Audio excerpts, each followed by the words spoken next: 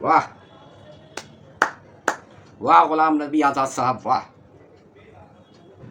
जिस कांग्रेस ने आपको जम्मू कश्मीर के एक ब्लॉक से, जहां आप एक ब्लॉक के जनरल सेक्रेटरी थे, लोकल राजनीति में आप सक्रिय थे, वहां से ज़मीन से उठाकर आपको राष्ट्रीय राजनीति का चेहरा बनाया, आपको राज्यसभा लोकसभा भेजा, आप केंद्र में मंत्री रहे, विरोधी दल के नेता का पद को सम्मानित किया, यूथ कांग्रेस में आप बढ़ चढ़कर आपको हिस्सा लेने का मौका दिया, और अपने स्वार्थ के लिए विरोधी ताकतों के ट्रैप में आप आ गए। और आप ऐसे समय में जब कांग्रेस अपने विचारधारा के लिए रोड पर है, आम लोगों की, देश की गंगा जमुनी तहजीब को बचाने के लिए, महंगाई के खिलाफ, महिलाओं के साथ जो अपमान हो रहा है उसके खिलाफ, जब कांग्रेस आर पार की संघर्ष कर रही है, तो आपको राज्यसभा न मिलने के कारण आपकी नाराजगी इतनी बढ़ गई कि आपने कांग्रेस से रिजाइन दे दिया। वाह, इसे कहते हैं अवसरवादिता। कोई आपसे अवसरवादिता सीखे। मैं हूं आपका दोस्त पानीनी हुसैन। दोस्तों, आज जहां दो विचारधाराओं की आर पार की लड़ाई है और एक देश के युवा चेहरा, जद्दोजहद करने वाले और अपने विचारों पर अडिग रहने वाले, अपने परिवार की परंपराओं को भली भांति समझते हुए गंगा जमुनी तहजीब को बचाने के लिए और देश में शांति और खुशहाली के लिए श्री राहुल गांधी, श्री प्रियंका गांधी और सोनिया गांधी जी और पूरी कांग्रेस टीम पार्लियामेंट से लेकर रोडों पर संघर्ष कर रही है। ऐसे समय में गुलाम नबी आजाद साहब का रिजाइन दे देना में दुर्भाग्यपूर्ण स्थिति है। विरोधियों का यह विचार है कि क्षेत्रीय पार्टी मुक्त और कांग्रेस मुक्त भारत बनाने का जो स्वप्न देखा जा रहा है।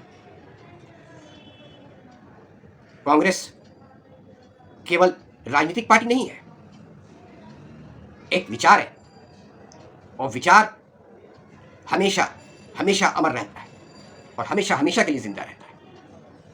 और एक बेहतरीन विचार है कांग्रेस, और इस पर काम करते हुए लोगों की सुख सुविधाएं और देश की गंगा जमुनी तहजीब को बचाने के लिए आज श्री राहुल गांधी के नेतृत्व में पूरी कांग्रेस एकजुट होकर खड़ी है।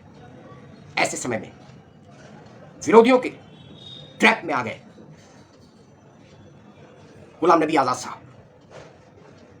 एक सीनियर लीडर है। जब सोनिया गांधी ने तमाम कांग्रेस के लोगों से आह्वान किया कि आज समय आ गया है पार्टी का दिया हुआ कर्जा उतारने का और जनता के बीच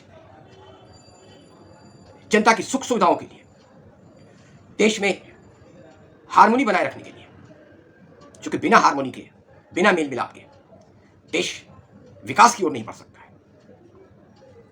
उस विजन को विरोधी विचार के लोग कांग्रेस को हर तरीके से तोड़ने का प्रयास करने वाले लोगों का मोहरा बन गए गुलाम नबी आजाद साहब।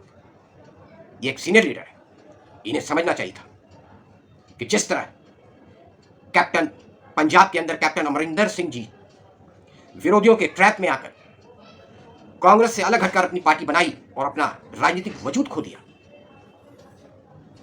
इससे सबक न लेकर गुलाम नबी आजाद साहब जब कांग्रेस सत्ता में रही तो मलाई खाते रहे, और आज जब संघर्ष की स्थिति है, देश को बचाने के लिए जरूरत है, ऐसे समय में विरोधियों के ट्रैप में ये आ गए। ये दुर्भाग्यपूर्ण स्थिति है। गुलाम नबी आजाद के चले जाने के बाद कांग्रेस पर कोई फर्क नहीं पड़ेगा। हाँ, गुलाम नबी आज़ाद साहब पर फर्क पड़ेगा, उनका पॉलिटिकल कैरियर खत्म हो जाएगा, क्योंकि अपने लोगों को ठुकराने वाले को दूसरों के तलवे चाटने पड़ते हैं, गैरों के तलवे चाटने पड़ते हैं। दोस्तों, आज जरूरत है कांग्रेस केवल और राहुल गांधी केवल सत्ता प्राप्त करने के लिए संघर्षरत नहीं है। जैसा कि गुलाम नबी आज़ाद ने अपने 5 पेज के रिजाइनेशन में लिखा है, जो कमियां राहुल गांधी की दिखाई हैं, वो अगर गौर से आप पढ़ेंगे तो वो कमियां नहीं है, वही श्री राहुल गांधी जी की ताकत है। अपने विचारों पर अड़िग रहना, इसे वो कमजोरी बता रहे हैं। जबकि हर फार साइटेड, दूरदृष्टि रखने वाला व्यक्ति अपने विचार पर अड़िग रहता है और आगे चलकर लोगों को वो बात समझ में आती है।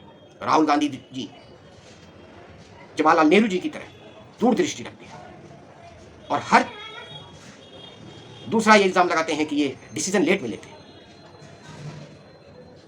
राहुल गांधी जी कोई भी डिसीजन लेने से पहले ठोक बजा के एक्सपर्टों से राय लेके अपना डिसीजन लेते हैं और उस पर अड़िग रहते हैं। गुलाम नबी आज़ाद साहब ने राहुल जी पर इल्जाम लगाया कि उनमें बचपना है।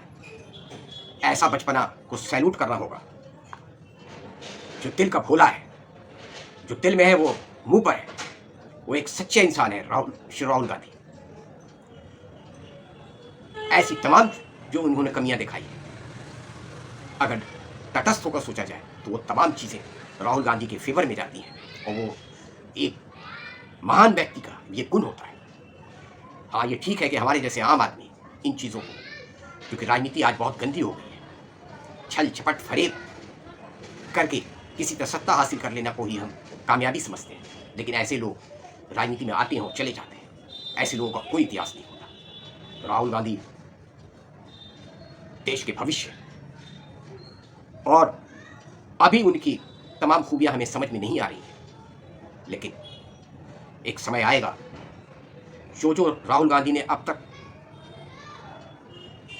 कहा है वो अक्षरशः सही निकला है।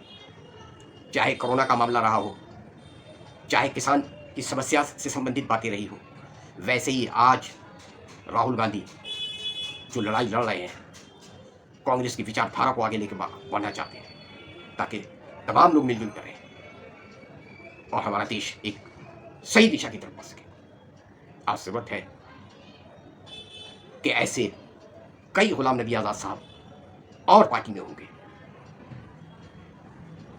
बेहतर होगा वो भी बाहर आ जाए, क्योंकि कांग्रेस में जुझारू नेताओं की कमी नहीं है। राहुल गांधी हैं, सोनिया गांधी हैं, प्रियंका गांधी हैं, अलका लांबा है और सीनियर लीडर जयराम नरेश हैं।